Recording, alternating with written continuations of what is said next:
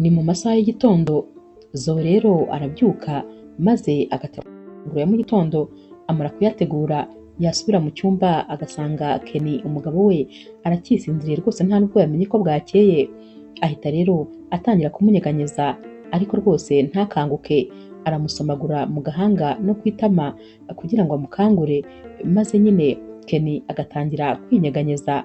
Zoe rero amera nk'umuntu rwose uri kumuterura ati va mu buriri kubera ko wasinziriye bihagije, ubu ngubu rwose ugiye gukererwa ku kazi. Kenny rero ahita afata isaha iba iri hafi y'igitanda akarebaho agasanga iyi saha ntabwo ibara, ahita amubwira ati ariko ni ukuri ni ngombwa rwose ko ngomba guhindura iyi saha kubera ko ntabwo igikora. Zoe ati cyane rwose, ati ngaho rero byuka witegure ujye ku kazi.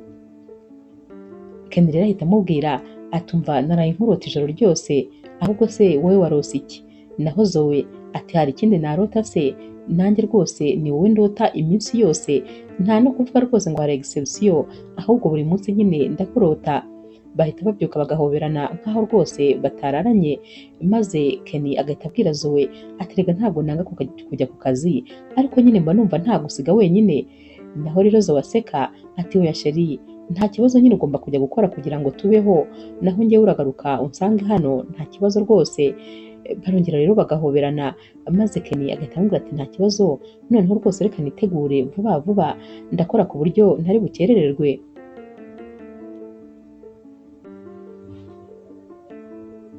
Zoe ahita amubwira ati ntuhangayike ntabwo uri bukonje kubera ko naguteguriye amazi ashyushye muri dushe. Naho rero Kenny ati ubundi niyo mpamvu ngukunda, nkunda ko ibintu byose uba wabibonye kare, urabizi ko nyine iyo njya koga hakonje ntari kuyikozaho rwose, nari kujya nyatera ku gikuta ubundi ngakwepa rwose ntabwo yari kongeraho. Zoe rero araseka ati ndakuzi bihagije nyine, niyo mpamvu mba nabikoze gutyo. Kenny rero agenda agakaraba, maze yasoza akafata nyine ibya mu gitondo, arasohoka agashaka ahantu hose Zoe yaba ari akamubura ngo amusezere. Agera hanze rero agahita abona yiyicariye mu gikari ari gufura, ahita agenda anyonyomba gake gake maze akamuturuka inyuma akaba aramukirigise. Zoe arikanga ku buryo ahaguruka ari nko hafi kwiruka, ahita aseka rero ati sheri urankanze cyane, uzi ko warunkuyemo umutima neza. Naho rero Kenny ati nyine nagira ngo ndebe ukuntu wikanga, uzi ko wari wirutse? Zoe ati cyane, ati uzi yuko ariko wakererewe? Naho rero Kenny ati atari wowe se waneguriye ibyo kurya biryoshye cyane maze nanjye ngatinda ndi gufata amafunguro? Zoe ati iyo mbimenya rwose nari kubyihorera nkazabigutegurira ejo kubera nyine ukuntu bigukerereje. Naho rero Kenny ahita amubwira ati sheri ndagukunda cyane, uzi yuko mba numva nta gusiga n'umunota umwe. Zoe ati ariko genda uri gukerererwa. Kenny ati ahubwo narangije gukerererwa, ati gusa nyine sinagenda ntakubwiye ko ndi umugabo w'umunyamahirwe kuba narakugize mu buzima bwanjye, ndagukunda kandi nyine uri umugore w'umutima wanjye, ntakubeshye mba numva nyuzwe ndetse mba numva rwose nta kindi kintu na kimwe nifuza, iyo ngufite uruhande rwanjye mba numva ibintu byose bimeze neza. Zoe ati nanjye urabizi ko rwose ari uko bimeze, dore ko bari no kuvuga nyine yisekera. Kenny atumva sheri reka nta kibazo ngende ku kazi, ariko nyine nkiva ku kazi ndahita ntaha nihuta. Zoe ati nanjye rwose ndiba ngutegereje kandi urasanga nagukumbuye, dore ko ntangira no kugukumbura ukiri hano.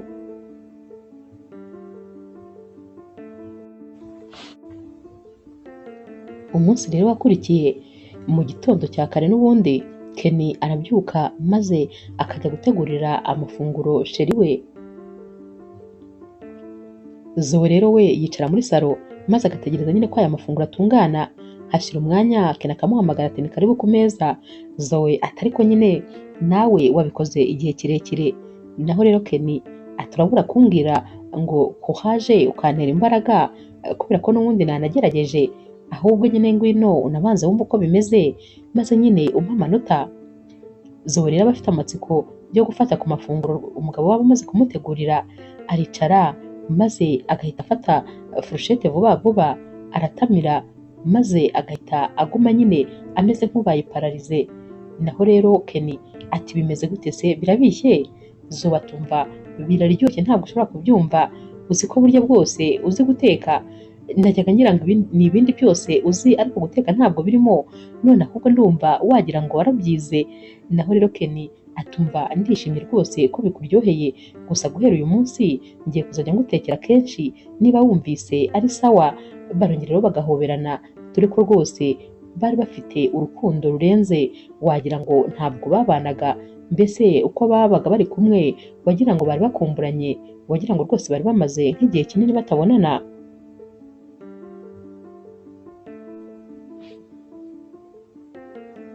Umunsi rero wakurikiye Ken arazinduka, noneho abyuka mbere ya Zoe maze akitegura, agaruka rero gusezera nyine Zoe agasanga aracyasinziriye. Ati uyu munsi noneho biratangaje kuba ari wowe ugejeje aya masaha ugisinziriye. Zoe rero ahita abumbura amaso maze akitegereza Ken, ahita amubwira ati biratangaje ukuntu uri mwiza muri iki gitondo, ndabona rwose ubereye gukomeza kukureba. Naho rero Ken araseka ati tekereza ko nawe uri mwiza ubyutse, ubundi nicyo kikwereka ko nyine uri umugore mwiza, uzi ukuntu uri gusa na bike muri iki gitondo. Zoe rero ati ni ukuri bibaye ngombwa ko rwose nongera guhitamo umugabo nahitamo wowe, bitaba wowe rwose nkagumira aho ngaho. Naho Ken ati nanjye ni uko, biramutse bibaye ngombwa ko nongera guhitamo umugore ni wowe n'ubundi nakongera ngahitamo nkongera nkagushaka, nta wundi nakunda rwose. Ken rero ahita amubwira ati sheri ahubwo nyine uyu munsi ndaza gutaha kare birenze uko nari nsanzwe ntaha. Naho Zoe ati none se mukunzi nze kugutegurira iki? Ken ati nyine uze kuntungura, uze gutegura ikintu cyose ushaka untungure. Naho rero Zoe ati uyu munsi uraza gutungurwa, ndaza kugutegurira ibintu ku buryo nawe uri bubirebe ukibaza niba ari njye wabiteguye. Bahita rero bahoberana maze bagasomana. Zoe ati sheri ndaza kugukumbura rwose, amasaha erega aba ari menshi. Ken ati nanjye ni uko, ariko humura ndaza gutaha kare uyu munsi ninjye nawe. Bamara rero gusezeranaho maze ari Ken akagenda ari kumwenyura, ari Zoe usigaye hano nawe agasigara amwenyura, atari ku rwose nahaye Imana kugira ngo impe umugabo mwiza nka Ken. Ntabwo njya numva ukuntu ndi umunyamahirwe. Ken ni umusore mwiza ku isura, agira umutima mwiza, arankunda, arantetesha, mbese iyo bavuze abantu baba mu ijoro ritoya mpita niyumva rwose, sinzi ko hari n'undi muntu ufite ibyishimo nk'ibyo mfite ubu.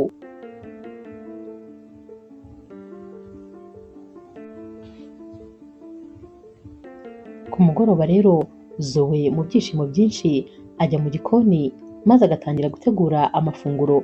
Aba yishimye rwose ko umukunzi wari butahe kare gashoboka. Naho rero mu nzira Ken nawe nyine aba ari kuri moto abwira motari ati gerageza wihute ndashaka kugerera mu rugo ku gihe. Nyamara rero motari agenda atari kureba neza maze akabakubitanye n'igikamyo kikaba kirabagonze. Kikimara rero kubagonga, Zoe uba wari uri gukata nyine imboga mu gikoni ahita yikanga maze akaba yikasa urutoki, arireba maze rwose akumva agize ibyiyumviro bibi ukuntu. Gusa arakomeza nyine akitekera. Hashira umwanya maze akareba ku isaha akabona amasaha umugabo we yagombaga gutahira yarenze rwose. Atangira rero guhangayika ati sinzi impamvu ndi kwiyumva nabi, sinzi impamvu numva mfite ibitekerezo bibi, ndumva mfite ubwoba muri njyewe, kandi nyine sheri wanjye yakabaye yageze hano. Gusa rwose Mana umbabarire ntihabe hari ikintu cyamubayeho, kubera yuko urabizi ko ari ubuzima bwanjye. Aramutse rero hagize ikimubaho rwose ntabwo nabasha gukomeza ubuzima. Abahangayitse maze akajya ajya muri salo akareba ifoto y'uyu mugabo we maze agatangira kwibwira mu mutima ati Mana ndakwinginze rwose umurindire aho ari, kubera ko na telefone ye ntabwo iri gucamo. Ndi kumva rwose niyumvamo ko hari ikintu cyabaye kandi kitari cyiza, ariko Mana rwose nkuremo ibi bitekerezo, ntabwo nshaka kumva inkuru itari nziza.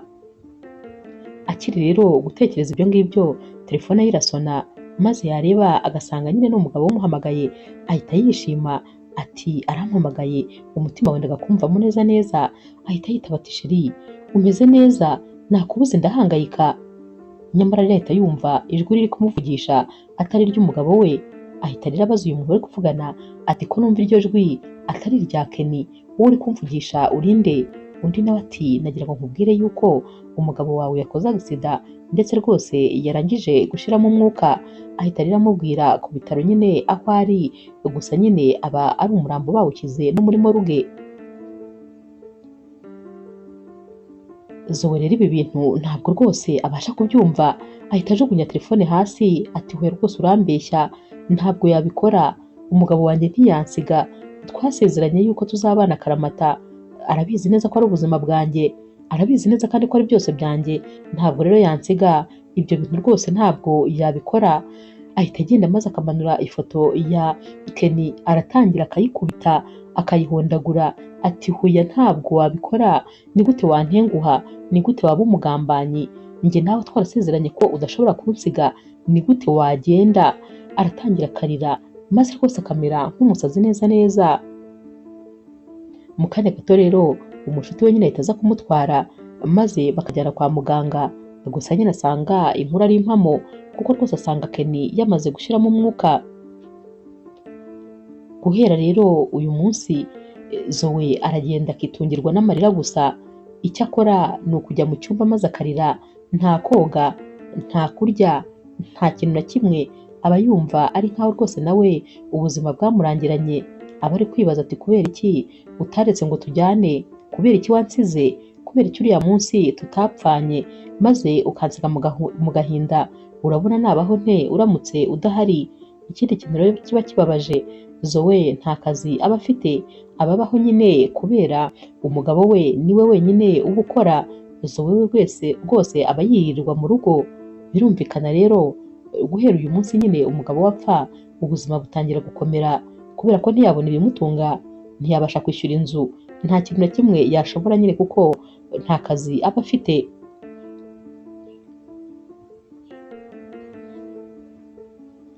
Iminsi rero iragenda igahita, nyamara Zoe nta gitekerezo aba afite uretse kwirirwa yiririra gusa ahobereye imyenda yose y'umugabo we ayipfumbase.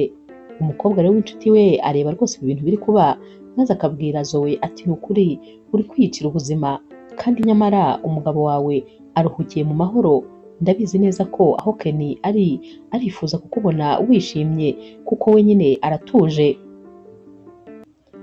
Ibi bintu ugomba kubireka maze ugatandukana n'iyi myenda ya Kenny uhorana, ugatangira ubundi buzima bushyashya. Arayimwambura nyine bayirwanira maze akagenda nyine akayibika. Abwira Zoe ati Zoe ndakwinginze ni ukuri mbabarira unyumve, ntabwo waguma mu marira gutya, ntabwo kandi ugomba gupfa kubera ko Kenny yapfuye, ntabwo ugomba kwiyahura, ugomba nawe gutera intambwe ukajya imbere.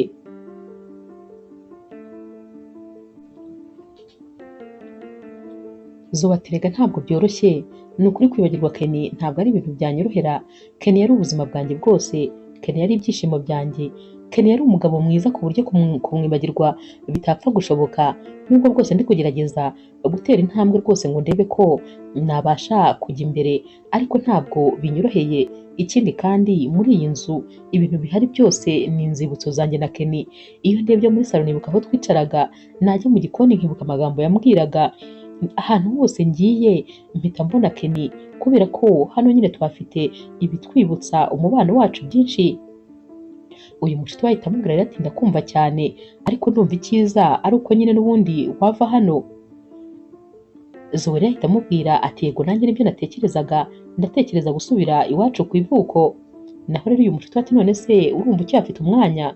Zoe ati yego, kubera ko inzu y'ababyeyi banjye ibamo musaza wanjye mukuru n'umugore we, ni nini rero bihagije ku buryo ntabura nyine aho ndara. Naho uyu mukobwa w'inshuti ye ati ni ukuri ndumva rwose ari byiza kubera ko uzaba untegeranye nyine n'abantu bakwitaho, ntabwo uzaba uri wenyine. Zoe ati cyane, ahari nazabasha kwibagirwa, naho ubundi hano ho rwose ntabwo byoroshye.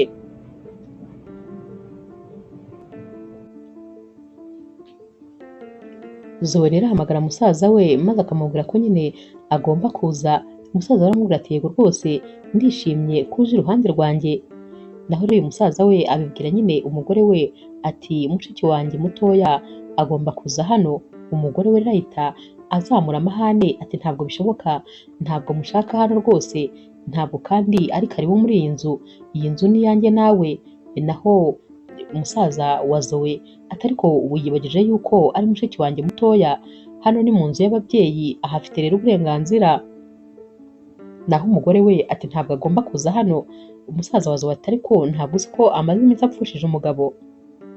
Umugore we ati hanyuma se niba yaramupfushije ninjye namwishe, ntabwo rero agomba kuza aha rwose, nagenda ajye muri famiye y'umugabo we, naho hano ho rwose ntabwo agomba kuhaza.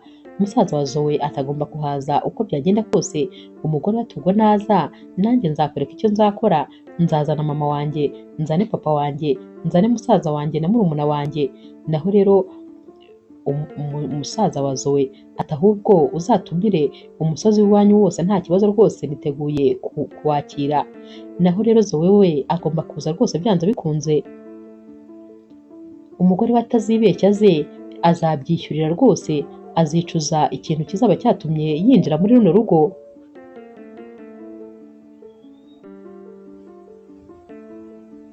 Buracya rero Zoe akaza, aza agenda ari kureba nyine inzira yose, maze agatekereza ko ari nkaho rwose noneho urukundo rwe arusize muri uriya mujyi avuyemo. Mbese abatekereza ati noneho ibyanjye na Kenny birarangiye. Urwibutso rwonyine rwa Kenny aba afite ni ifoto ya Kenny atajya ashyira hasi, ahora apfumbase, mbese ahora ameze nk'umuntu rwose uyihobereye. Araza rero yagera iwabo, umusaza we agahita amwakira. Naho rero Zoe we ahita atambuka ajya gusuhuza umugore wa musaza we, nyamara uyu mugore aramwitegereza maze ntanamuvugishe, agahita yikubita akigira mu nzu. Zoe ahita abaza musaza we ati none se yabaye iki ko ndeba afite umunabi, wagira ngo rwose ntabwo anyishimiye. Musaza we rero amuhisha nyine ko rwose atishimye, maze akamubwira ati mwihorere, buriya nyine wabona yabyutse nabi ariko biraza gushira. Bajya mu nzu rero, maze uyu mugore agakomeza gutonganya umugabo we, amubwira ko rwose uyu mukobwa atakabaye yaje hano, ndetse akanabwira uyu mukobwa ati umuntu washatse ntabwo agaruka iwabo, sinumva nyine ikintu kikugaruye hano. Gusa Zoe aramwihorera kuko aba yifitiye agahinda gakabije, aba yumva rero adakwiriye kongeraho no gutongana kandi n'uyu mugore wa musaza we. Buracya rero, maze Zoe nyine agafata ibyo kurya akajya kwicarira hanze ngo yirire. Uyu mugore wa musaza we arasohoka agasanga Zoe ari kurya, maze agahita amubaza ati ugura mu bikizi. Naho Zoe ati ndi gufata amafunguro. Uyu mugore wa musaza we ati ndebera nawe, reba nk'inyama zose washyize kuri ibyo biryo, uratekereza se yuko hano dufite busheri? Ahita rero atangira kumutonganya, maze akamubwira nabi, akamubwira ati ngewe ntabwo nkwishimiye muri runo rugo, nta karibu rwose wari ufite, ntabwo wagombaga kuza hano. Naho rero Zoe ati ariko se nagutwaye iki, nakugize nte koko? Hari ikintu twaba dupfa ngo maze ngusabe imbabazi? Naho rero uyu mugore wa musaza we ufite umujinya mwinshi ahita amwambura ibi byo kurya, maze akaba abimucuritseho. Ahita rero amubwira ati n'ikindi gihe ntabwo waje kumara ibyo kurya bya hano, hano ntabwo ufite karibu. Ahita yigira mu nzu, maze Zoe agahinda kagahita kamwica, ahita atangira akarira agasakuza ati Kenny wabibonye, wabonye ibibazo byose wanteje, nahoraga nkubwira ngo ntuzansige ukanga kubyumva, urabona ibyo wansizemo, urabona ibi bibazo, urabona ukuntu bari kuncyurira, urabona ukuntu bari kungaraguza agati, urabona ukuntu nta muntu n'umwe unyitayeho, byose ni amakosa yawe, kuba waransize niyo mpamvu ibi byose biri kumbaho. Ararira noneho akikumbagaza. Uyu munsi ubu nibwo yibuka yuko Kenny koko atakiri kuri iyi si, dore ko Kenny agihari bari bishimye, bari bibereye mu munezero gusa.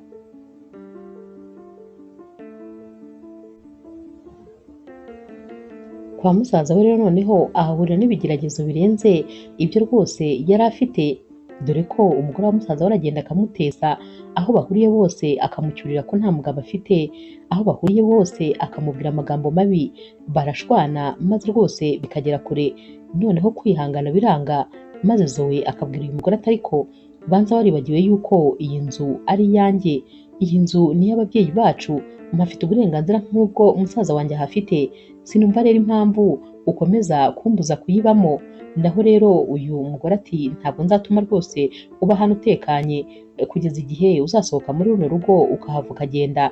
Batangira gushwana noneho mu buryo bugaragara, nyamara umusaza wa Zoe ntako atabagira rwose ngo abashe gushyira ku murongo uyu mugore we, ariko ntabwo aba yumva habe na gatoya.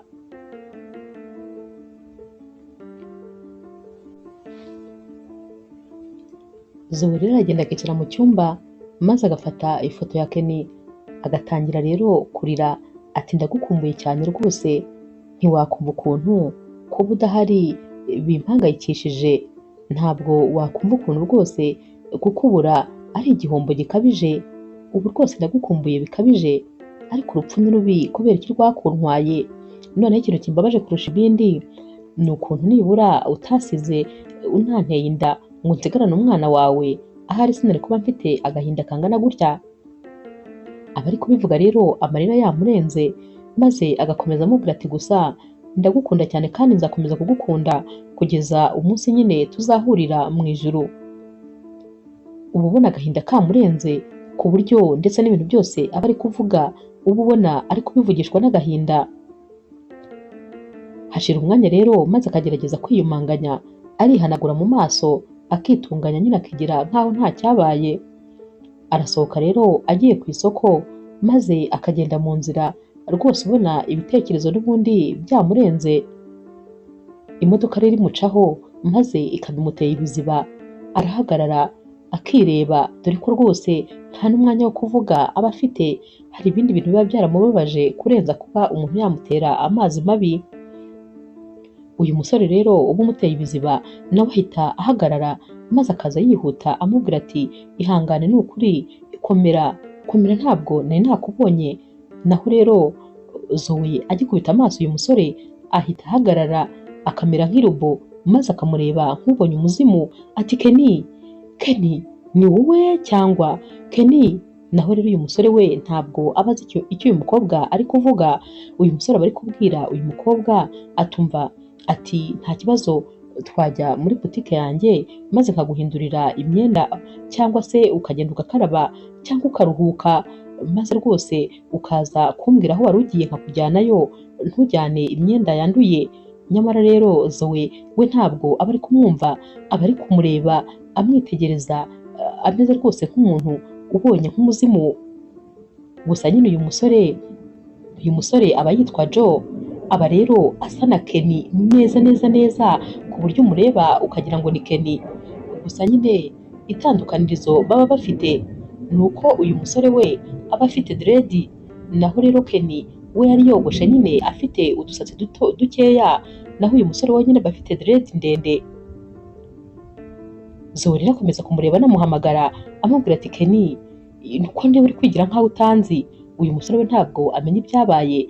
Naho rero Zoe ahita atekereza mu mutima ati wabona ntangiye gusara, ubu ngubu nshobora kuba ndi kureba ibidahari, reka rwose niyumanganye.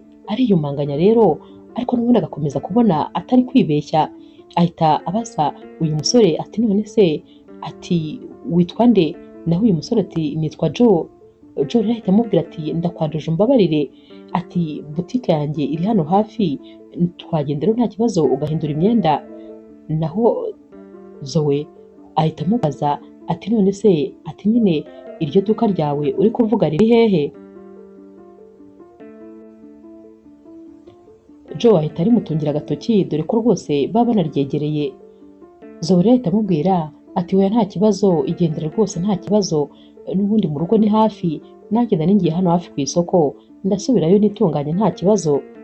Joe ati nta kibazo. Zoe ati nta kibazo rwose.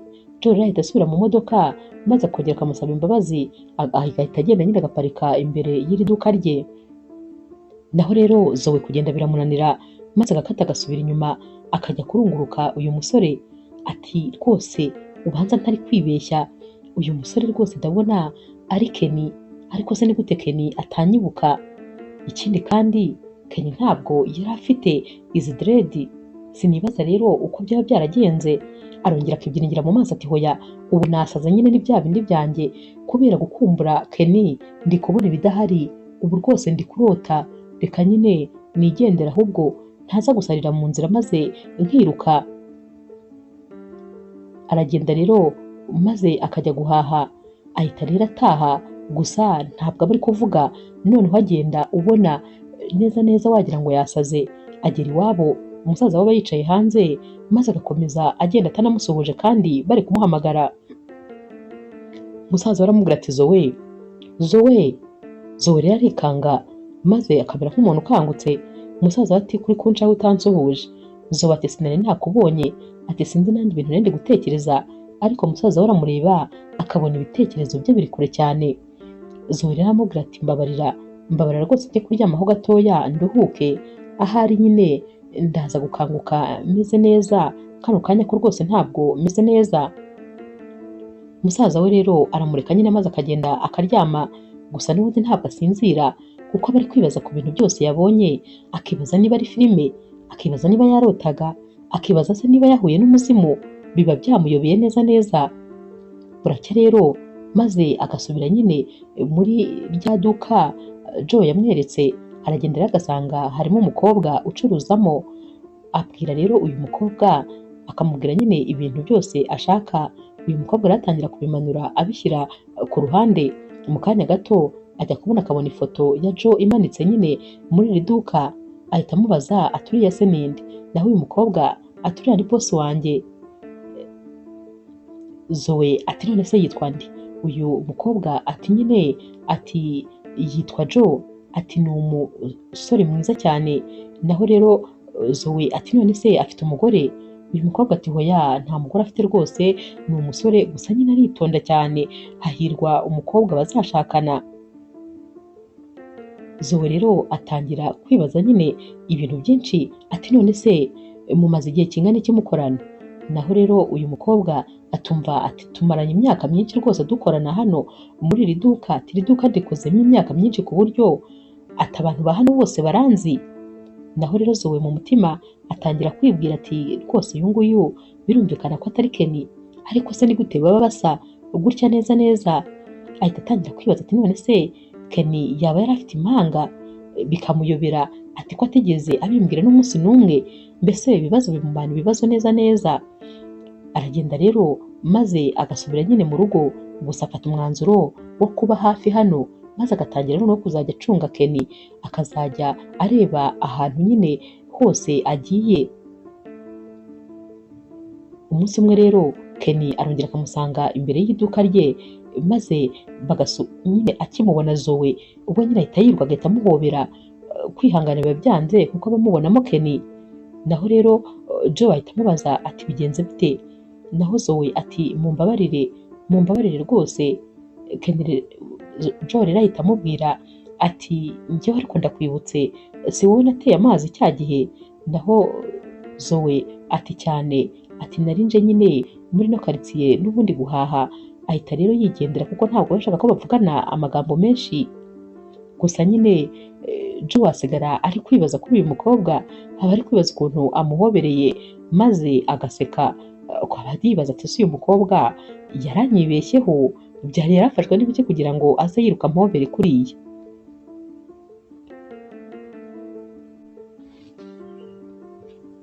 Ku rundi ruhande rero Joe ntabwo aba akunda kuguma muri iri duka kuko aba afite mama we uri mu rugo kandi urwaye. Mama we rero rwose aba akeneye umuntu umuba hafi maze akamuha imiti ndetse akamwitaho by'umwihariko. Umunsi umwe rero mama wa Joe aramwicaza maze akamubwira ati mwana wanjye, ni ukuri igihe kirageze ngo ngire ikintu nkubaza. Ubyumva ute kuba washaka umugore maze ukampa umwuzukuru? Urabona ukuntu ndwaye ndembye, uragira ngo nzapfe koko nta n'umwuzukuru? Naho Joe ati ariko mama urongera uzanye ibyo bintu, none se ko ntarabona umukunzi uba ugira ngo nzabigenze?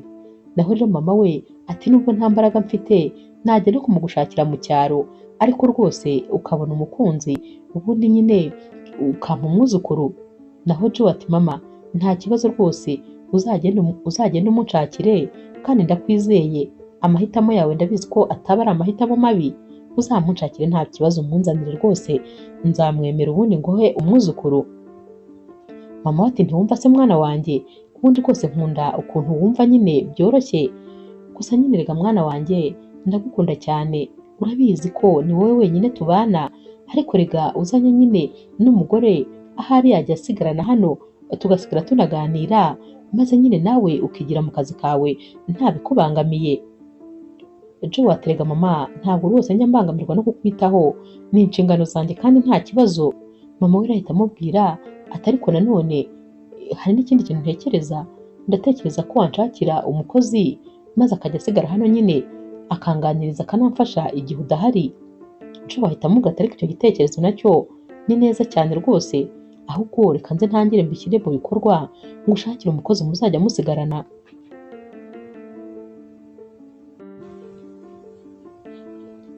Joe rero ahita yandika itangazo maze akarimanika ku gipangu ko nyine bakeneye umukozi wo kwita kuri mama we.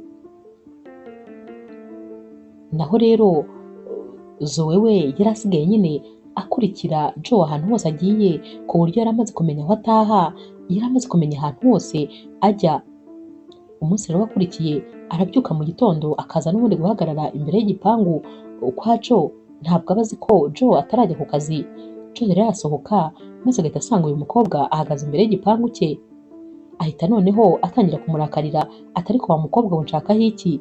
Kubera iki ahantu hose ngiye mpagusanga?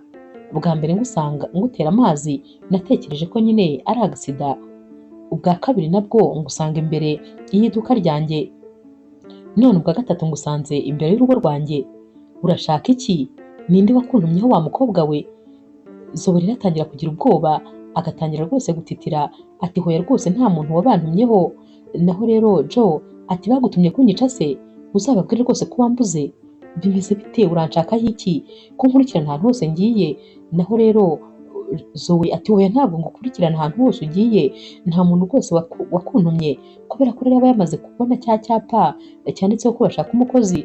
Ati ahubwo rwose nishakiraga akazi, nabonye iki cyapa kivuga ko hano hari akazi, maze numva ndashaka kuza kugasaba kubera yuko rwose aka kazi nagakora neza cyane, ndetse uyu mubyeyi namwitaho nk'aho ari mama wanjye, namwitaho neza cyane. Naho rero Joe ati washakaga akazi? Naho rero Zoe ati cyane rwose. Naho Joe ati ariko hari undi muntu wampamagaye kandi twamaze kumvikana ko agomba kuza uyu munsi.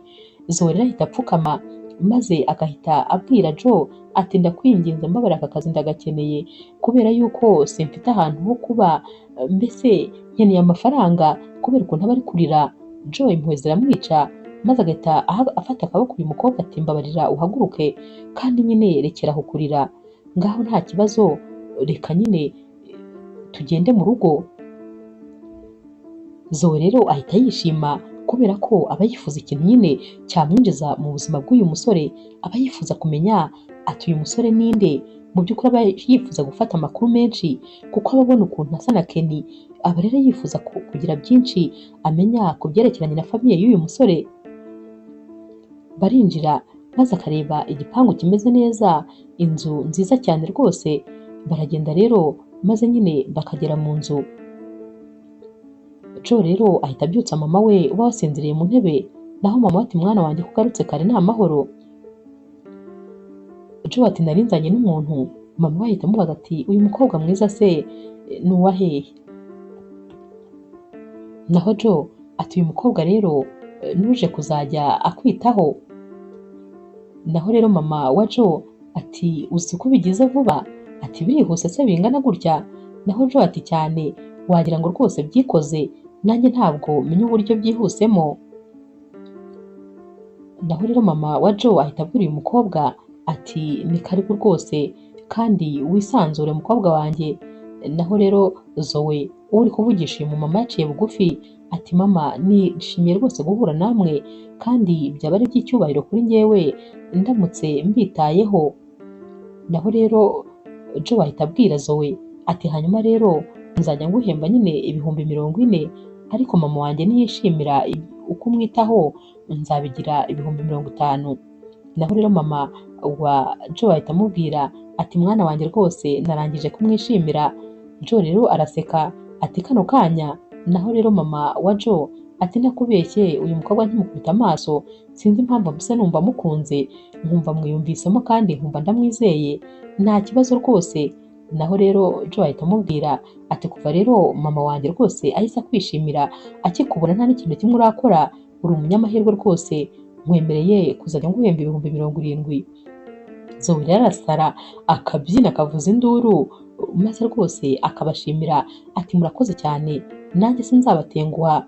Naho rero Joe ati mama wanjye ni byose mfite kuri iyi si, niwe muryango wonyine mfite, hanyuma rero ugomba kumwitaho by'umwihariko, ntabwo bigoye, ibyo kumukorera ni ukumuha imiti ku gihe, kumuha ibyo kurya ku gihe kandi ibyo kurya byuzuye, ikindi kandi ni ukumuganiriza kugira ngo rwose ntiyicwe n'irungu, ntiyumve ari wenyine.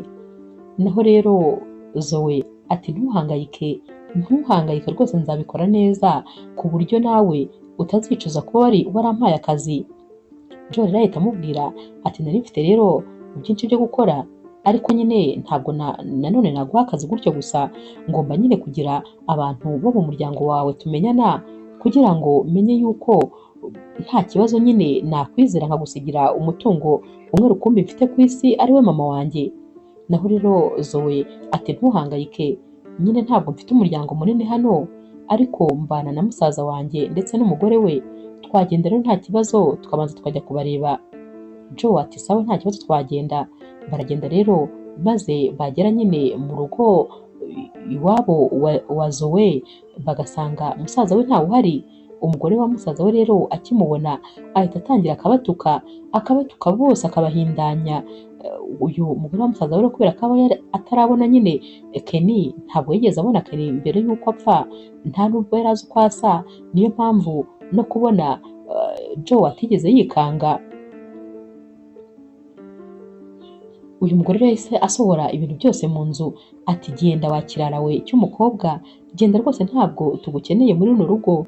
Ahita amwirukana, maze Joe akumirwa ukuntu nyine uyu mukobwa bamufata, ahita aterura ibikapu by'uyu mukobwa maze akamubwira ati nta kibazo tugende, uzajya ukora wibera mu rugo kubera ko n'ubundi hari ibyumba byinshi rwose ntuhangayike. Bahita bagenda ariko nyine Joe aba yumiwe. Baragenda rero bagera mu rugo nyine Joe agahita yigendera, ariko agasiga yihanganishije uyu mukobwa cyane kubera ibintu biba byamubayeho bireba n'amaso ye. Naho rero Zoe ahita amubwira ati oya ntuhangayike, atangira rero akazi akagakora neza cyane ndetse rwose akumvikana na mama wa Joe. Baragenda bagakundana kubera ukuntu yamuganirizaga, akamwambika neza, akamusokoza, akamwitaho, akamumakiya. Mbese mama wa Joe aragenda agahinduka icyuki burundu, agahinduka nk'uko yasaga akiri umukobwa, nyamara aba arwaye rwose, ariko ntabwo nawe aba akimenya ko arwaye, aba asigaye yireba akabona ni muzima kubera ukuntu nyine abona ari mwiza ndetse abona yitaweho cyane. Abwira rero umuhungu we Joe ati ni ukuri ndagushimiye, ngushimiye rwose kuba waranzaniye uyu mukobwa mu buzima bwanjye, anyitaho ku buryo mba numva ari nk'aho ari mushiki wawe, anyitaho, ankorera byose, mbese mba numva nishimye cyane, ntabwo mubona nk'umukozi, ahubwo mba mbona ari umwana wanjye nawe.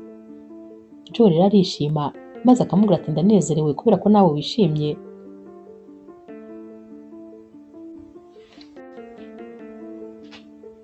Naho rero umusaza wa Zoe we arataha agasanga Zoe ntawe uhari, aramutegereza bukarinda bwira, abaza umugore we ati Zoe ari hehe? Naho umugore ati ndamuragira se, urakeka Zoe ari umwana ku buryo nkwiriye kwirirwa mugenda inyuma nkamenya aho yagiye n'aho ari? Ubwo nyine araho ari kubunga mu bagabo, uriya mukobwa se ko ari ikirara? Ubwo ntabuze nyine abagabo bari kumwe, aramuteranya. Ariko nyine musaza we rwose ntabwo abyumva, aba azi ko Zoe yitonda, ahubwo aba yibaza ibyabaye kugira ngo Zoe aba atari hano mu rugo. Nyamara uyu mugore we agerageza kumubwira ko rwose nta ruhare yabigizemo k'uyu mukobwa, ubwo rwose niba yagiye yijyanye.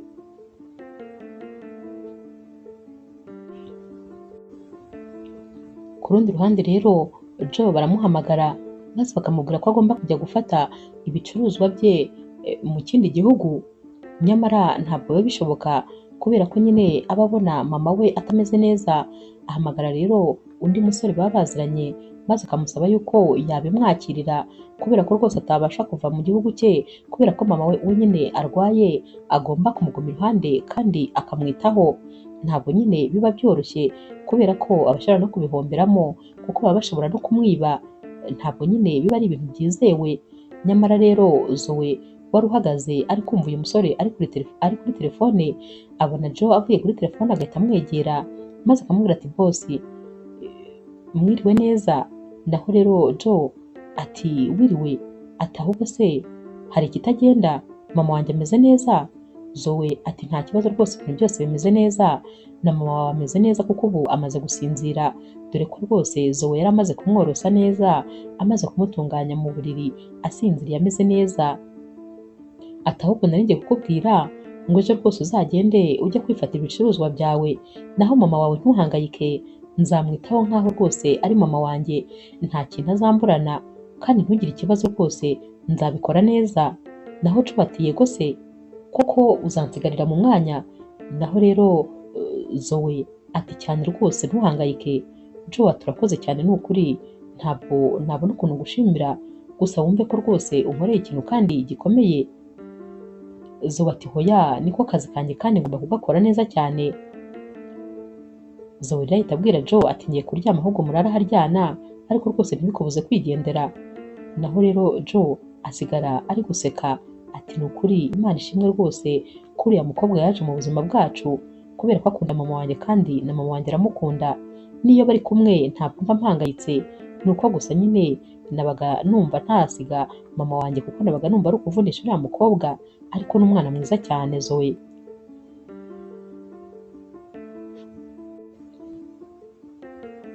Uyu munsi rero mu masaha y'ijoro bajya kumva bakumva mama wa Jo ari gutabaza, bose rero biruka bajya mu cyumba cye bagasanga rwose bagasanga mama wa Jo ntabwo ameze neza, aba ari guhumeka nabi cyane, ubona rwose umwuka uri hafi kumushirana.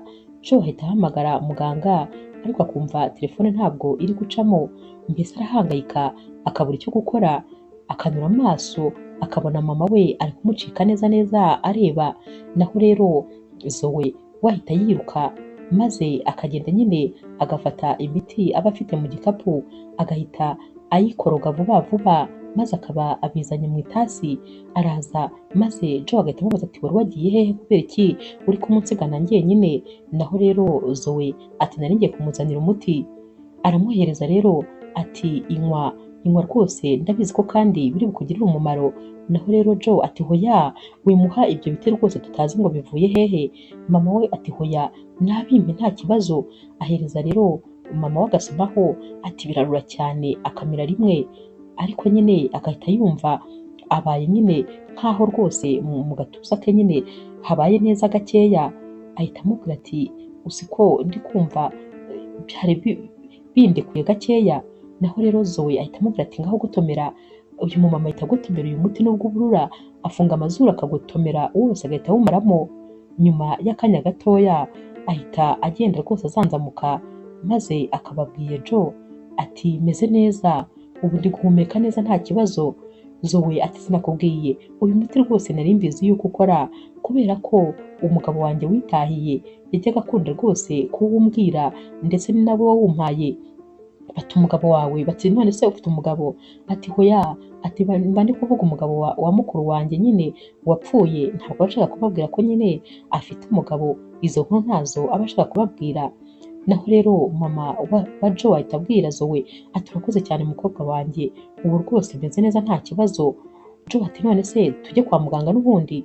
Mama we ati hoya byihorere rwose ubu meze neza nta kibazo na kimwe mfite, ahubwo uwo muti rwose Zoe azajya ahora awufite hafi kubera ko uyu muti urankoreye cyane. Jo rero aramureba maze rwose akumva nyine biramurenze. Zoe rero arasohoka akagenda akajya nyine mu gikoni. Jo amusangayo maze akigerayo agahita amuhobera akamufata akamukomeza, ahita atangira kurira ati Zoe sinzi uko nagushimira, gusa wumve ko ukijije mama wanjye. Nari namaze kugira ubwoba, nari namaze kwiheba, nuko ntashakaga kubimwereka, ariko numvaga umutima wanjye uri hafi guhagarara. Mama wanjye ni ubuzima bwanjye, nari mubuze neza amureba, aba ari kuvuga anarira amarira yamurenze. Naho rero Zoe we kumva ahoberewe n'uyu musore, aba yumva ari nkaho ahoberewe na Kenny, nawe ahita amuhobera akamukomeza, akumva nyine ibyishimo biramusaze, maze agatangira kumwenyura, aba yumva rwose ari nkaho yibutse Kenny neza neza.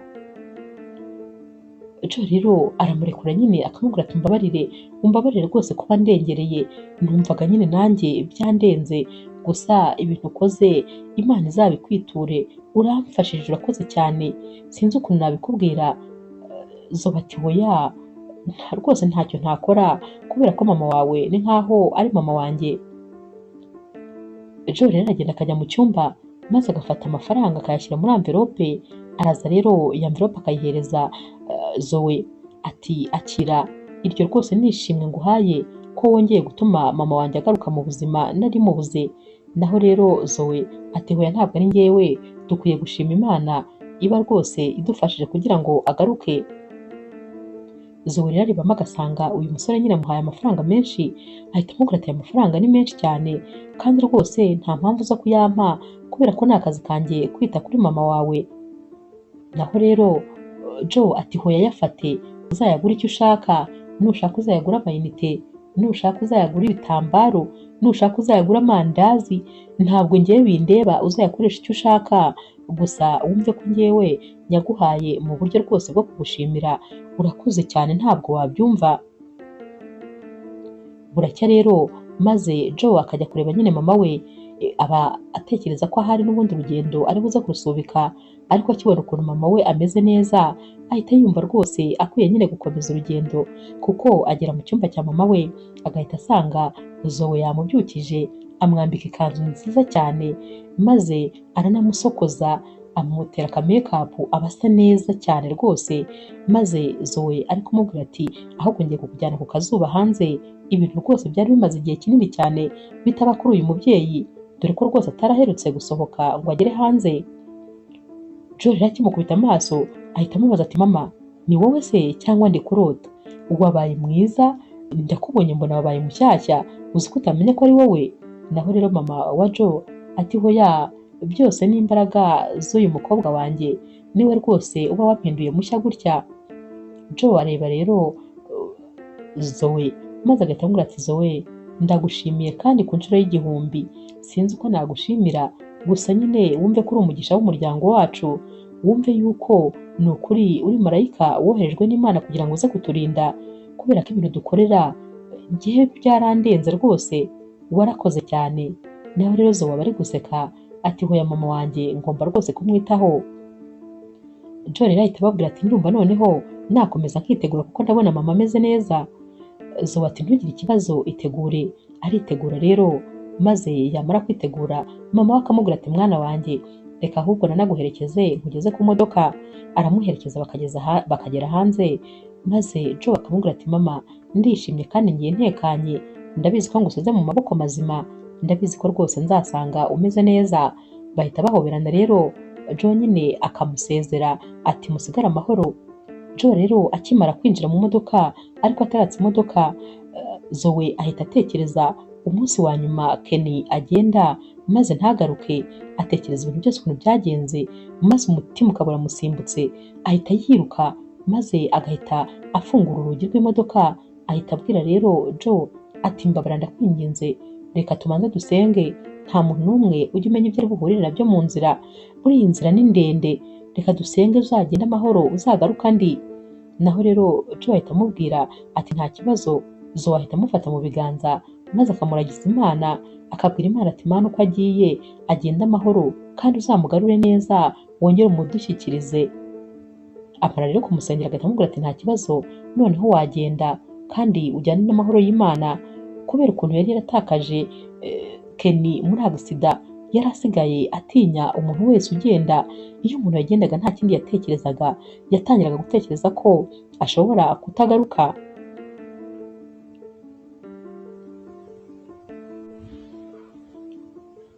Umunsi umwe rero Zoe na mama wa Joe bari kwiganirira, Joe nyine ntabwo yari ahari, bari gutera story, maze mama wa Joe abwira Zoe ati ni ukuri ibintu nkorera binyibutsa rwose umugabo wanjye. Umugabo wanjye yari umugabo mwiza, yanyitagaho cyane, noneho iyo nabaga mfite nk'ikibazo yapaga imiti akanyicara iruhande, akabanza akabona ko rwose nayimize, akabona kugenda. Umugabo wanjye yaranteteshaga, umugabo wanjye yarankundaga bikandenga. Naho rero Zoe ahita amubaza ati none se yaje kujya hehe? Naho rero mama wa Joe ahita yongera agasubirwa nyine, aba yari ari guseka ariko uhita ujya kubona ukabona arijimye, ati yaragiye nyine, yagiye mu ijoro. Umunsi umwe yaragiye maze ntiyagaruka.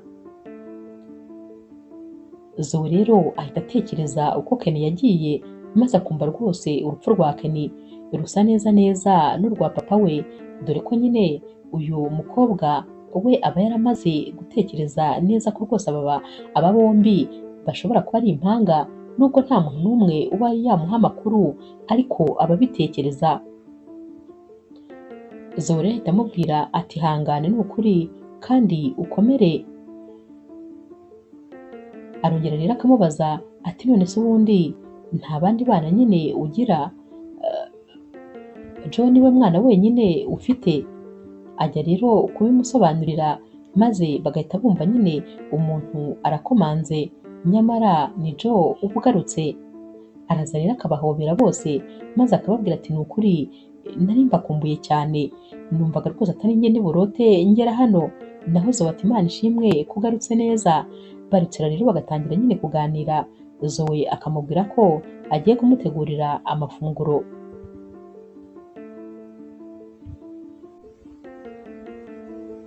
Naho rero ku rundi ruhande, uko iminsi yagiye yisunika, Joe yagiye rwose arushaho kugirana umubano wihariye na Zoe, dore ko rwose yatangiye kugenda amwiyumvamo buhoro buhoro, maze akajya amuhamagara akamubwira ati ndifuza yuko dusangira, bakicara ku meza bagasangira bakaganira.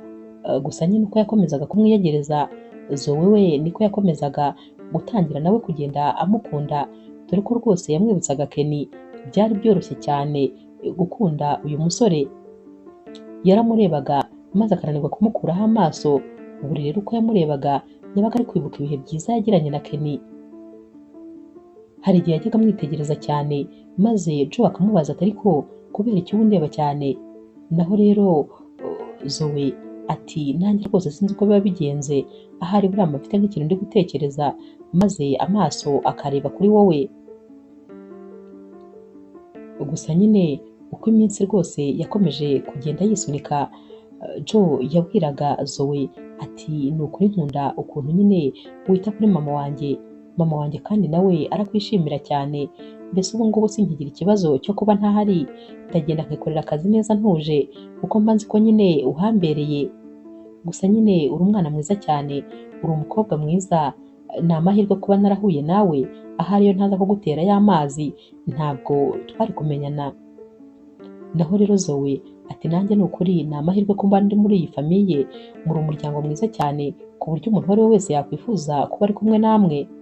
Nyamara yari afite ifoto ya Ken yararanaga mu buriri, atajyaga arambika hasi. Umunsi umwe rero Joe aramubwira ati ndifuza yuko twajyana kureba match. Naho rero Zoe ati ni ukuri ndumva nanjye rwose byanezeza kuva mu rugo maze nkajya hanze, dore ko rwose mperuka kugenda kera, uzi ko mperuka kureba match ari umugabo wanjye turi kuyirebana. Naho rero uyu musore ahita ahindukira ati umugabo wawe? Zoe rero uhita wumva ko yinyuzemo, ahita amubwira ati nyine ni umugabo wa mukuru wanjye wapfuye, ariko nyine nahoraga mvuga ngo umugabo wanjye kubera ko n'ubundi ariko umugabo wa mukuru wawe, buriya nawe ni nkaho nyine aba ari umugabo wawe. Joe rero ahita amubwira ati nari ngize ngo kubera ko nyine Joe yari yaratangiye kumukunda, yaratangiye kwibaza ukuntu nyine uyu mukobwa yaba afite umugabo.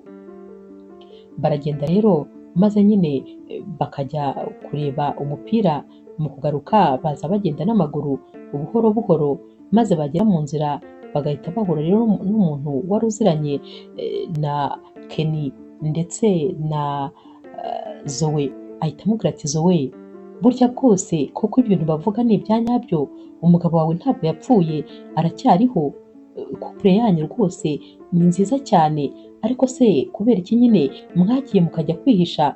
Kubera iki mwavuye hahandi mwari mutuye? Gusa nyine abantu bamwe baravugaga ngo yarapfuye, ngo baranamwishyinguriye, none abandi bakavuga ngo ariho, none nanjye ndamwiboneye.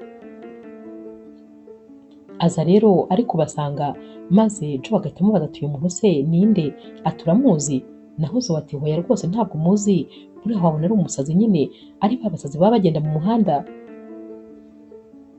Naho rero uyu mumama ahita abwira nyine Zoe ati muranyirengagije, mwanze kunsuhuza, urabura kwishimira yuko umugabo wawe akiriho, none uri aho ngaho uranga no gusuhuza abantu muziranye, ntacyo bitwaye ariko nimugende tuzongera duhure. Baragenda rero kurumva nyine Zoe aba ataye umutwe, ko aba atangiye kujya ahura n'abantu basa nkaho rwose bamuzi, aba afite ubwoba rero ko bazamuvamo maze amabanga ye yose akajya hanze, nyamara atarigeze yifuza kuba rwose ibyo yabivuga.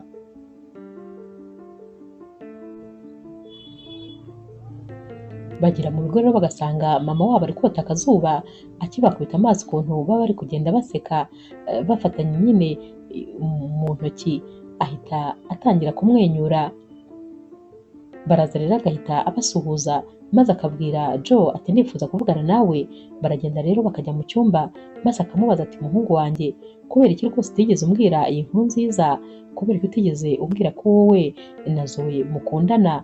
Ndakubwiza ukuri rwose wakoze ibyo natekerezaga kuzakubwira, kubera ko uriya mukobwa ni umwana mwiza cyane, ndetse kuba wamukunda ntabwo waba uhombye. Naho rero Joe ati mama, ati noneho tekereza ko nari ndi gutegura kuzakubwira ko nkunda uriya mukobwa n'umutima wanjye wose, ndamukunda cyane rwose. Naho rero mama we ati nawe ariko aragukunda, kubera ko iyo akurebye mba mbibona rwose ko agukunda, akurebana nyine amaso y'urukundo. Joe ati ni ukuri rwose byaba ari byiza cyane, kubera yuko gukundana n'uyu mukobwa byaba ari iby'agaciro, cyane cyane ko ari umwana mwiza, azi ubwenge, noneho muniyumvanamo, urumva ko rwose yaba ari amata abyaye amavuta. Naho rero mama we ati ahubwo nyine ntabwo ugomba gutinda, ugomba kubimubwira maze mugatangira gukundana bya nyabyo, kuko ubundi ubu mukundana mu ibanga rikomeye. Naho rero Joe ahita amubwira ati ahubwo wa mugani nta n'impamvu zo kurara ntabimubwiye. Ahita agenda rero maze agahamagara Zoe, ahita amujyana hanze ahantu mu gikari hari udutebe bakundaga kwicariraho. Baricara rero maze agafata ibiganza bya Zoe, ahita amubwira ati Zoe, ni ukuri hari ibintu nshaka kukubwira kandi bikomeye, ntakubeshye maze iminsi rwose numva bintesha umutwe, maze iminsi numva umutima untegeka kubikubwira ariko nkabura aho mbihera. Ndumva rero ari cyo gihe, sinzi ukuri bubyakire, ariko umenye ko mbikubwiye bimvuye ku mutima. Ndashaka kukubwira ko ngukunda kandi ndagukunda cyane. Nyamara kubibwira Zoe byasaga no korosora uwabyukaga. Zoe rero ahita yitegereza uyu musore maze akaba aramuhobereye, bakaba batangiye gusomana. Zoe ati ndagukunda cyane nanjye.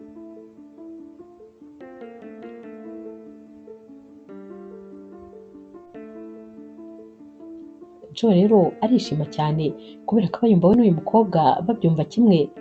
Guhera uyu munsi rero urukundo nyine rutangira gushyuha, ndetse noneho bagatangira guhindura ibiganiro, dore ko nyine batangira kujya baganira iby'urukundo rwabo ndetse bakanapanga ahazaza habo.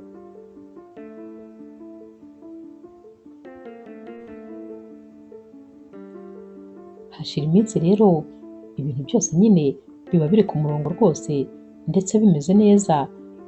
Uyu musore rero Joe abwira mama we ko yumva rwose yifuza gusaba Zoe ko yazamubera umugore. Naho mama we ati ndagushyigikiye rwose muhungu wanjye, ndetse wumve ko icyo gitekerezo ndanagisengera kugira ngo Imana igihe umugisha.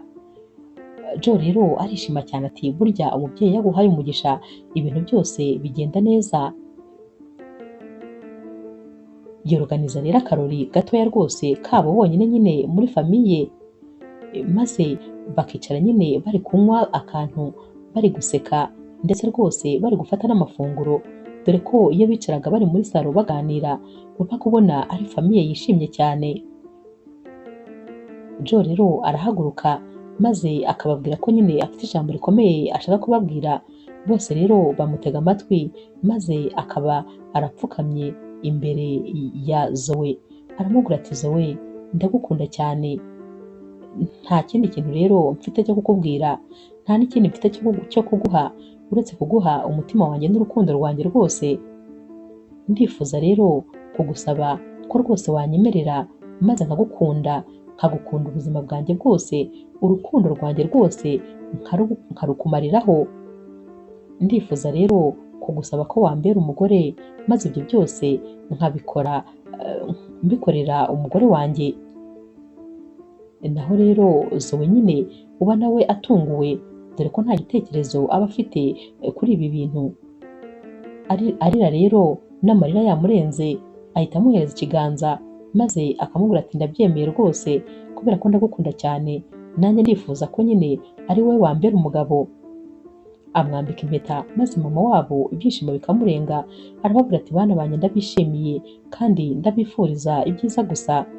Bakomeza rero guserebura maze bakarya bakanywa, mbese ibintu bikaba byiza cyane.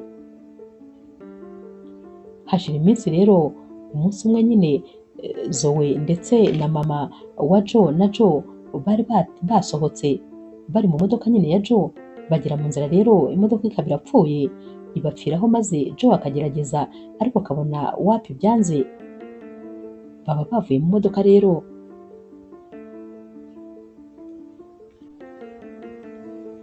bahagaze nyine ku zuba. Joe rero abwira mama we ati byaba byiza ubaye witahiye izuba ntirikomeze kukwica. Naho rero Zoe ahita amubwira ati ubwo njyewe turagumana maze utegereze umukanishi. Joe ati hoya mama wanjye ntabwo yakwijyana, ahubwo nimujyane nyine mube mugiye mu rugo nta kibazo rwose, nanjye ndasigara ndi gukoresha iyi modoka, mu kanya ndaba mbasanze mu rugo. Zoe rero ahita amubwira ati gusa nyine usigare neza kandi wihangane. Baragenda rero bakigera imbere bakajya gutega moto. Bateze moto rero hahita haza umumotari. Uyu mumotari ahita amenya neza cyane rwose Zoe, ahita amubwira ati ni wowe? Ati none se wari waragiye he ko ntari nkikubona? Ati ndibuka ukuntu wajya kuza kungurira imyenda mu iduka ryanjye, wakundaga kuza kugurira umugabo wawe, mwarakundanaga cyane, ntabwo rwose mwajyaga musigana. Naho rero mama wa Joe acyumva ibi bintu ahita yumva ijambo umugabo atari ubwa mbere rimuguye mu matwi, ahita rero abaza Zoe ati ibyo ni ibiki ari kuvuga? Naho Zoe ati uyu muntu rwose ntabwo muzi, ubanza yavangiwe. Uyu musore ati hoya ntabwo navangiwe, wajya kuza kungurira imyenda rwose inshuro nyinshi cyane, turaziranye bihagije, na musaza wawe ahubwo ndamuzi, yaragushatse ubu yarakubuze, yataye umutwe ntabwo azi ahantu uri, bibaza ko ahari nawe wapfuye. Gusa nyine Imana ishimwe rwose ko ukiri muzima, ubwo nkubonye ndabibwira musaza wawe ko umeze neza. Zoe rero akomeza guhakana rwose ko aziranye n'uyu musore kubera ko aba yumva ibintu ari kuvuga nyine adashaka yuko babyumva. Baragenda rero bagera mu rugo, mu kanya gatoya Joe nawe akaba araje. Ababaza rero uko nyine inzira yabagendekeye, bakamubwira bati nta kibazo. Mama we rero aramubwira ati gusa nyine hari ikintu cyanteye amakenga. Uyu munsi turi mu nzira twahuye n'umumotari. Uyu mumotari rwose nabonaga aziranye neza neza na Zoe.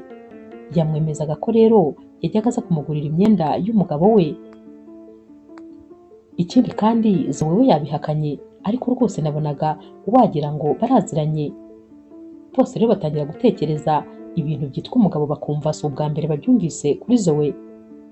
Joe rero ahita agenda maze agasanga Zoe, amusanga nyine mu cyumba cye aho aba ari, akamubaza ati Zoe, ndifuza ko rwose twavugana, mbabarira umbwire, haba hari ikintu uri kunkinga?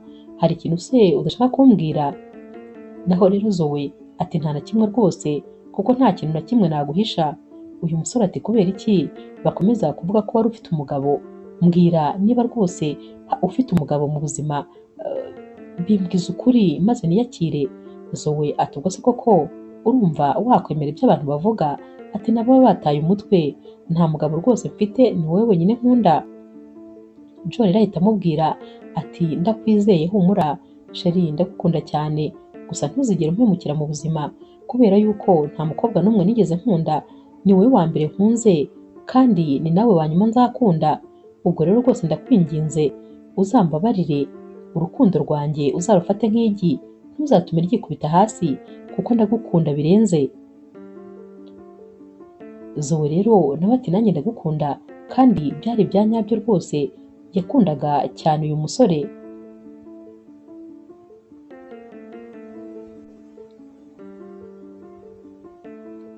Umunsi rero wakurikiye baba bicaye hanze nyine, Zoe, Joe ndetse na mama wabo, maze bagatangira nyine kwiganirira. Mama wabo rero arababwira ati ati nibutse ko telefone yanjye nari nayihaye Zoe ngo ayincomekere. Zoe rero ajya guhaguruka, maze uyu musore nyine Joe agahita avuga ati hoya nta kibazo, reka njye kuyizana nimube mwiganirira, ati ahubwo siriye. Naho Zoe ati iri mu cyumba cyanjye. Joe rero aragenda akayisanga nyine ku kameza, yajya kuyifata agahita abona ifoto y'umuntu basa neza neza neza, aterura iyi foto akayireba, akajya avuga ati ati iyi foto se ubu nayifotoje ryari? Ati siniyizi rwose, mfite imisatsi migufi yireshya gutya kuva nakura, keretse ahari niba narigeze kuyigira ndi umwana, ariko kuva naba mukuru sinibigibuka rwose niyogoshesheje gutya. Iyi foto se yaba ari barayihinduye nyine? Bitangira rero kumucanga, maze agakomeza kureba iyi foto, akareba nyine uyu muntu uri kuri iyi foto, biba byamucanze rwose, ubona nyine byamutesheje umutwe. Akiri mu nzu rero akiri kwibaza ibi ngibi, umusaza wa Zoe we nyine ahita aza yasaze, ari kumwe na wa musore nyine w'umumotari uba aje kumwereka aho yazanye Zoe, dore ko abazana kuri moto nyine akabageza hano mu rugo. Umusaza waza asakuza ati Zoe, nari nzi ko wapfuye, warampangayikishije bigeze aha ngaha, kubera iki wagiye utambwiye, kubera ko utigeze unampamagara ngo umbwire? Bakiri gutongana rero Joe ahita asohoka. Umusaza wa Zoe akimubona ahita agwa mu kantu, ati karabaye, ati umugabo wawe nishyinguriye none ndamubonye, ati ni umuzimu se, ati cyangwa ndi kurota? Zoe we aba yabuze icyo avuga n'icyo areka, cyane cyane ko na Joe aba asohotse afite ya foto, nawe avuga ati uyu nguyu ninde, ari kwerekana nyine ya foto iriho Kenny. Mama rero wabo akibibona ahita ajya kugwa muri koma, kuko we akiboneye ifoto ahita asobanukirwa neza ko uyu musore uri kuri iyi foto ari impanga ya Joe. Baramufata rero maze bakamuhungiza. Mu kanya gato rero ababaye nk'uzandamutse, nyamara ibintu hano biba byabaye agatogo. Abantu bose ubwoba buba bwabishe, abo wa Zoe baba bibaza ko bari kureba umuzimu hano, naho rero aba hano kwa Joe bo biba byabacanze uyu muntu wundi uri ku ifoto. Mama wabo rero amara kuzanzamuka, maze Zoe agatangira kubabwira inkuru yose uko yagenze, akababwira ko rero uyu yari Kenny, yari umugabo we, ndetse ko rwose umugabo we nyine yitabye Imana. Igihe rero yazaga muri uyu mujyi akabona Joe, yamubonye rwose akabona neza neza asa na Kenny, ariyo mpamvu yatangiye kumugendaho kugira ngo amenye uwo ari we bya nyabyo. Iwabo rero wa Zoe baba bumiwe, naho rero Joe we aba atarasobanukirwa ibyo ari byo. Mama wa Joe rero ahita atangira kubabwira ati uyu ni umuhungu wanjye rwose, ati kera nari mfite nyine abahungu babiri b'impanga, gusa umugabo wanjye yaje gupfa, maze aho twabaga haratunanira neza neza, maze dufata umwanzuro wo kwimukira mu wundi mujyi. Umunsi rero twari turi kugenda nyine, nari mfashe Kenny ndetse mfashe na Joe mu maboko yombi, bose mbafashe. Numvise rero nkeneye kujya rwose gukora ibyoroshye. Aho hantu nta toilette n'imwe yari ihari, nagombaga kureba ahantu njya nyine ku gahuru. Abana rero nabahagaritse aho ku muhanda, n'igikapu nkirambikaho. Nateye intambwe nk'eshanu gusa kugira ngo nyine niherere ubundi ngaruke. Naragarutse nsanga hahagaze Joe wenyine. Namubajije aho Kenny ari, maze antungirira urutoki aho yerekeje. Naramukurikiye ndamushaka ndamubura, niriwe mushaka umunsi wose bunyiriraho namubuze, maze rwose ibyanjye n'uwo mwana biba birangiye bityo. Nahoraga mfite agahinda kuko ntigeze menya aho umwana wanjye ari, gusa noneho n'ubundi bibaye agahinda gakabije, kubera ko umunsi wa mbere menye ko umwana wanjye yabayeho, n'ubundi mbimenye yaramaze kuva mu buzima. Joe rero arumirwa maze akarira, amarira aba yamurenze. Naho rero Zoe we rwose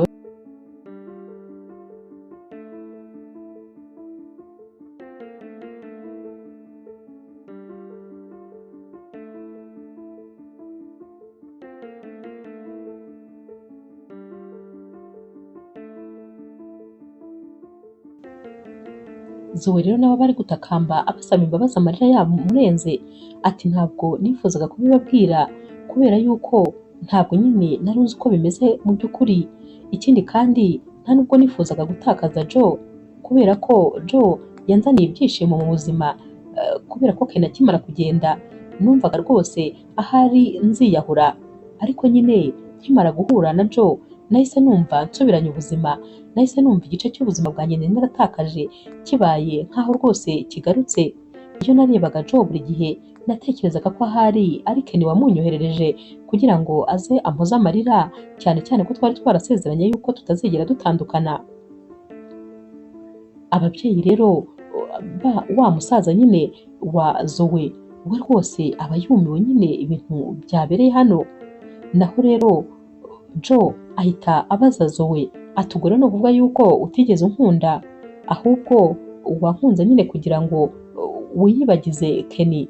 Naho Zoe ati hoya rwose ntabwo ariko byari bimeze, yego bwa mbere nkubona nyine nakubonyemo Ken, ariko naragukunze kandi nagukunze nkawe ubwawe nyine Joe. Joe rero ntabwo aba abyumva, we nyine ubona yataye umutwe.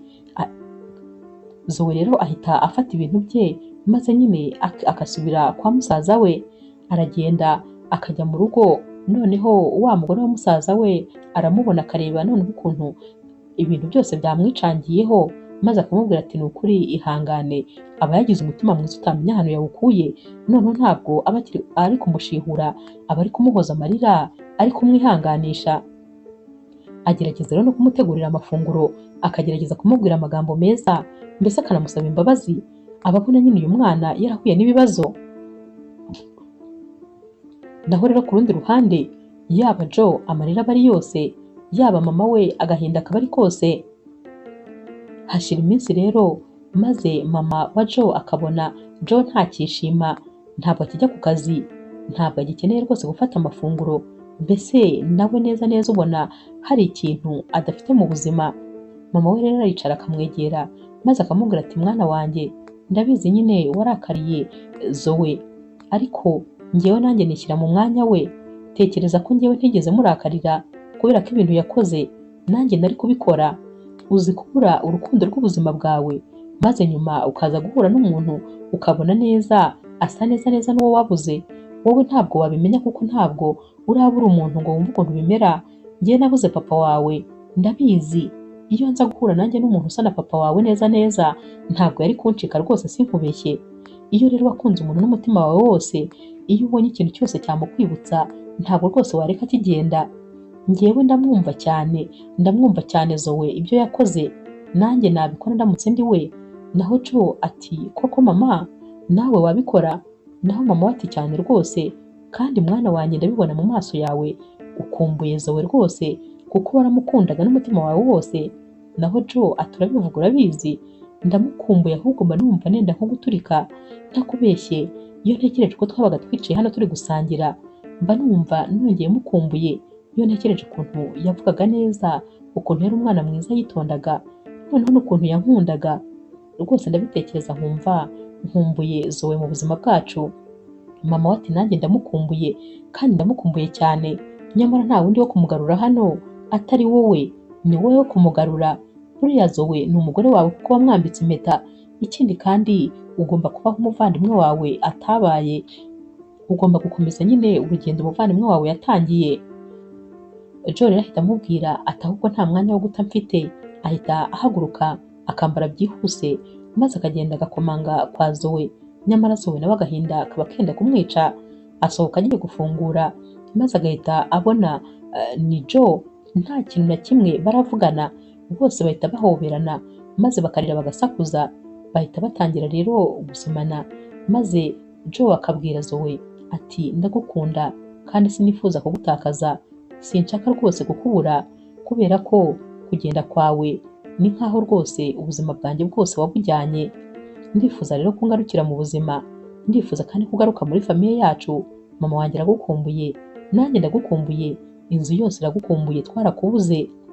Naho rero Zoe uba uri kurira amarira yenda kumwica, ahita amubwira ati ntabwo wakumva agahinda nari mfite ko kuba nawe kandi ngutakaje. ko kuba nongeye gutakaza urukundo rw'ubuzima bwanjye.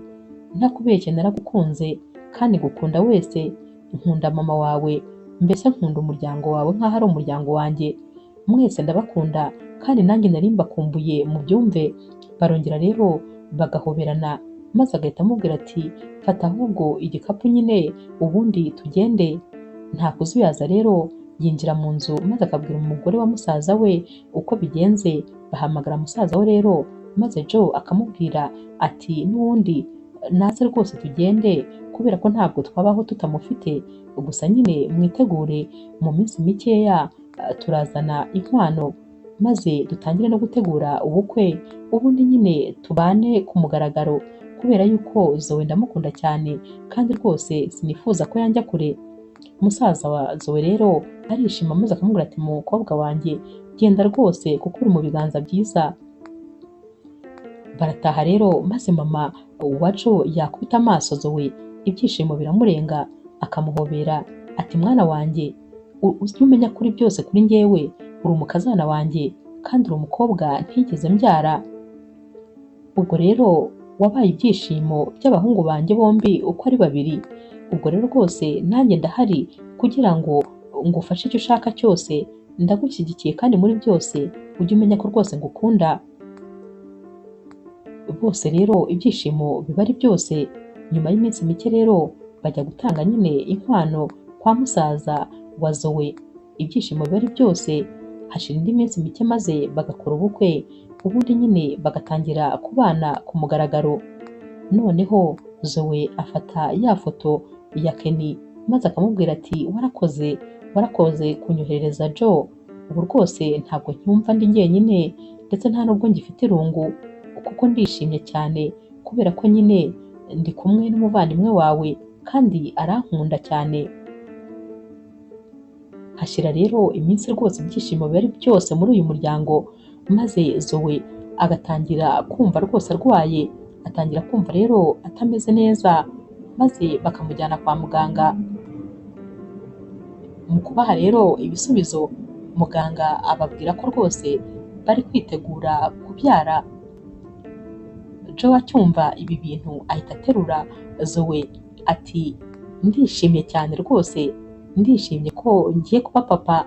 Bataha rero inkuru yashyushye nyine bagiye kuyibwira mama wabo, bakimubwira ko rero biteguye kwibaruka umwana wabo w'imfura. Mama wabo ibyishimo biramurenga maze akabahobera ati bana banjye ni ukuri mwumve yuko rwose mbishimiye kandi murakoze cyane. Ashima Imana rero ko rwose iri kugenda ibagurira umuryango, ndetse akanashimira cyane Zoe wakunze umuhungu we ndetse akamuha ibyishimo kuko ababona rwose umuhungu we asigaye yirirwa yisekera, umunezero ari wose. Zoe ati ahubwo ndabashimiye mwebwe ko mwabaye mu buzima bwanjye, ndabashimiye kandi ko mwampaye umunezero. Ahita abwira rero Joe ati ndagukunda, ibyo ntuzigere ubishidikanyaho kandi nzahora ngukunda, uru rukundo rw'ubuzima bwanjye. Naho Joe ati nanjye ndagukunda cyane, uri byose byanjye. Barahoberana rero maze ibyishimo bigakomeza muri uyu muryango. Inkuru yacu y'urukundo rero naho tuyisoreje. Mwakoze kuyikurikira.